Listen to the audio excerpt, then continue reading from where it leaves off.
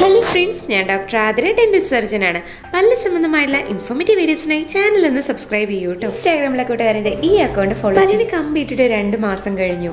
3 പല്ല് കേടുവന്നു. ശരിക്കും പല്ലിന് കമ്പി ഇട്ടത് കൊണ്ടാണോ കേടുവന്നത്? പൊതുവെ എല്ലാ ഡോക്ടർമാരും പല്ലിന് കമ്പി ഇടുന്നതിന് മുമ്പ് തന്നെ കേടുള്ള പല്ലുകളെല്ലാം അടയ്ക്കാനും പല്ലുകൾ ക്ലീൻ ചെയ്യാനും പറയാറുണ്ട്. പല്ലുകളിൽ കമ്പി ഇട്ട് കഴിഞ്ഞാൽ കേട് വരാനുള്ള സാധ്യത കൂടുതലായതുകൊണ്ടാണ് ഇത്.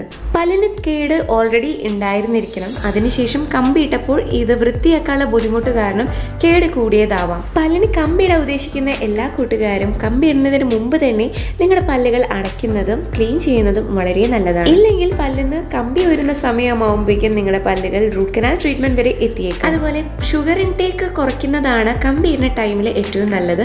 നിങ്ങൾക്ക് വേണ്ടിയിട്ടുള്ള സ്പെഷ്യൽ ആയിട്ട് ടൂത്ത് പേസ്റ്റുകളും അവൈലബിൾ ആണ്.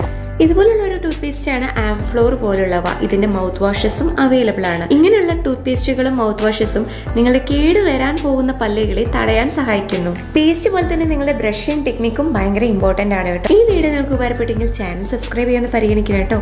Thank you for watching.